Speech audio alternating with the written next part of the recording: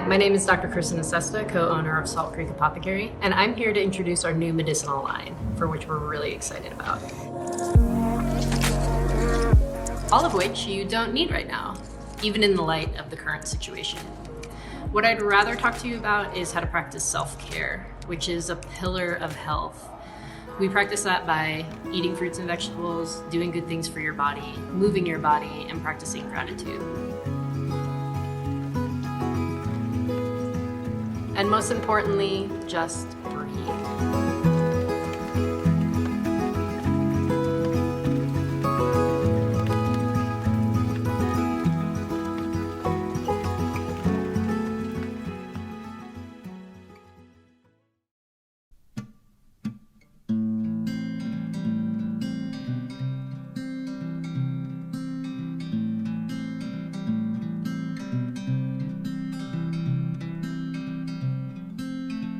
The title of the show is What We Take. And I really feel like when I always work around the title first before I actually am thinking about like the content of the work, because I'm drawn to that more of the poem phrase of what we take. And I've thought a lot about where buildings exist and where homes exist, and what creates a home. And when we look at our landscape, and we've got abandoned homes out there or other places that used to be where we used to live, it wasn't usually what we left behind, which is the phrase. It's a lot of what we take with us as we leave that we still hold on to. And really that home place, the place of living, is really found more like centrally located inside of ourselves. So that's kind of what the phrase is about, what we take.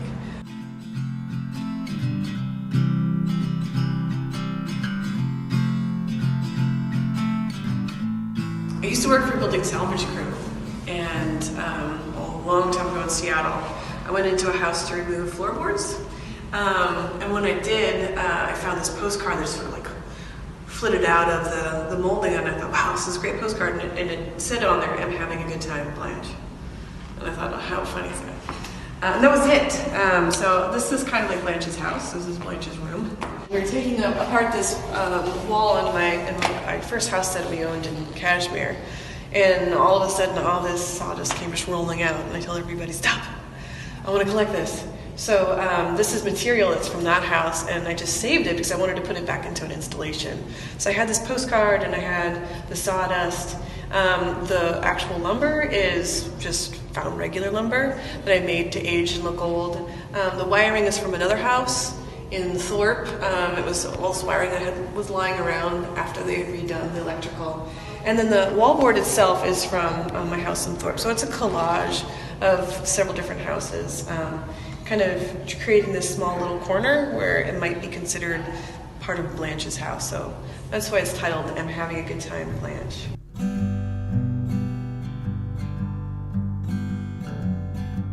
Maybe you've got a fence like this in your neighborhood that's all crooked, but people are also invited to like run the sticks along the edges to just kind of bring out the sound.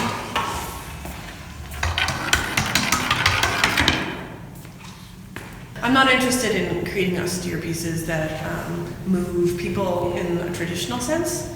I've just never really been excited about that. I like something that feels very accessible, people can recognize. I think the way that something is constructed, or a pattern, or just material that's part of your house. Memory of sound, memory of play, memory of smell. Those are the things that I'm really curious about. I really love having the multi-layered viewer, so we've got kids, and we've got older people, we've got artists, lay people who are just coming in because they're curious, students, and everybody brings their viewing experience to that. So you've got kids that might be running around in here, like just providing the ruckus feeling. And then you've got people that are really trying to inspect, like you said, how some of those elements are interacting. The shadow was important. The disconnectedness as it goes through the gallery was important. There's only really one view where you can actually see the whole fence on the other side. So these aspects, I think, are all part of the piece. I don't think there's one way that is necessary for it to be. There's no one like solid meaning. I love bringing it all together, in a collage of the different like emotional thoughts, the feelings, our senses, as well as our connectedness to that material.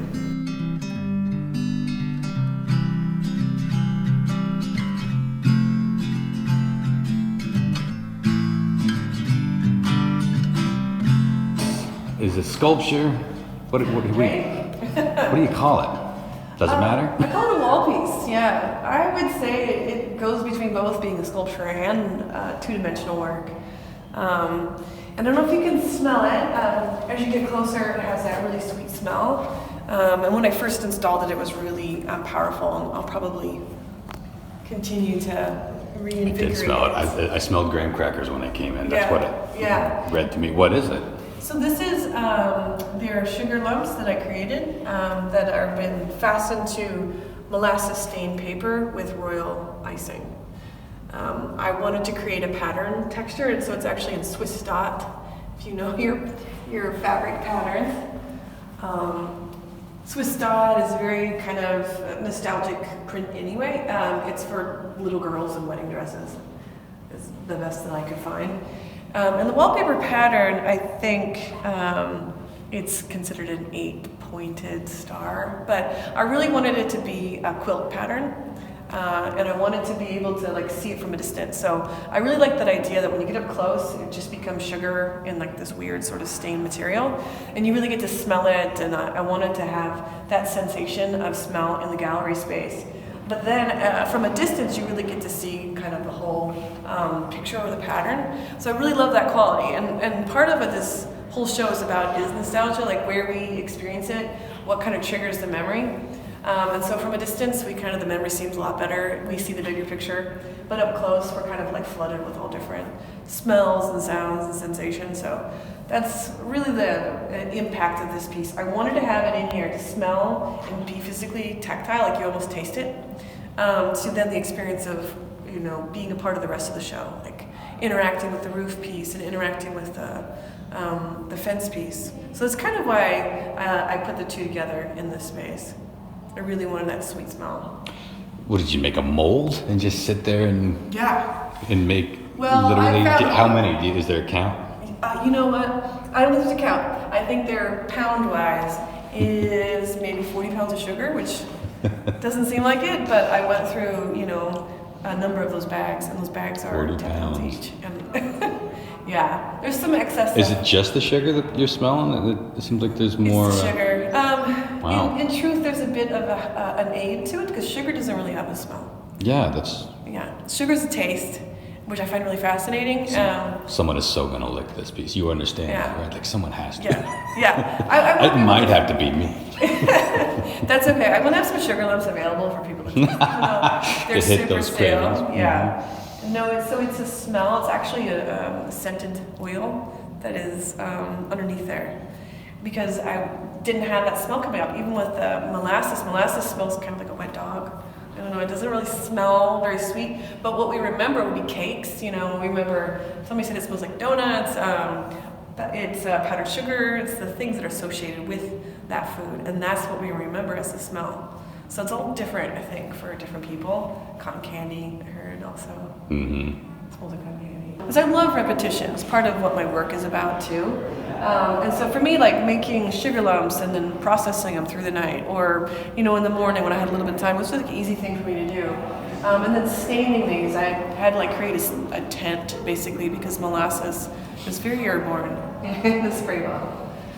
So I would stain them, periodically, and then it was just a matter of putting them onto the page and then putting the icing behind it and letting it dry. So that's very soothing for me. I call it my knitting. Yeah, it would have to be. That's the kind of thing that would drive some people crazy, and other people it's just like a Zen garden sort of thing. It's very meditative. I mean, you can zone out on it or forget you're even doing it. Yeah, well, just put on some podcasts, and so it really helped to manage the project, so I didn't have to be in the moment every single time I was creating something. I knew what to do. I just could get down there and work on it. So the real creation was just making the sketch. It took forever to figure out patterning and what was going to look right, and the size and dimension. And my table could only fit, like I said, two of the one 3x3 section and the one in waiting next to it. So that was the hard part, trusting that it was all going to work out.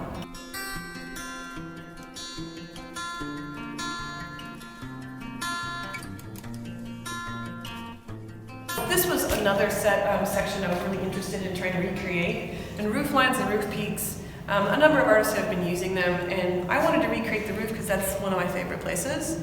Growing up was to climb up on the roof and just be there. So this, you're able to, everybody's, welcome to climb up on this. It has a certain kind of angle to it. And then from this view, I would hope that you get a new perspective. I wanted it to be a gesture of a roof. I was trying to figure out how much or how little I needed to actually give it that idea of a roof. So the pitch is a part of just that concept of being able to linger, but then this actual tilt it's leaning down and to the side. I really wanted to make that like an emphasis, so that you could see the sort of like house almost not really being a house. It's not structurally in the correct right angle. So, and that also gives you pause to think about, is this really a house or is this something else?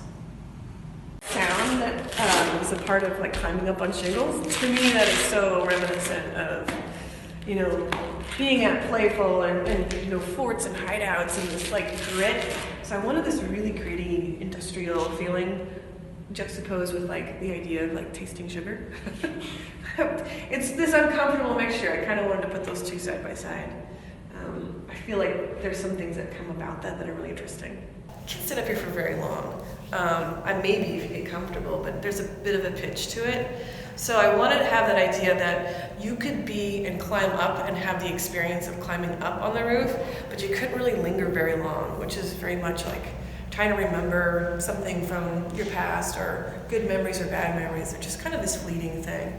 So I wanted to have that moment of just the act of climbing up and being playful and doing something spontaneous, especially in a gallery, and then not really being able to hang on to it for very long. You just have to exit.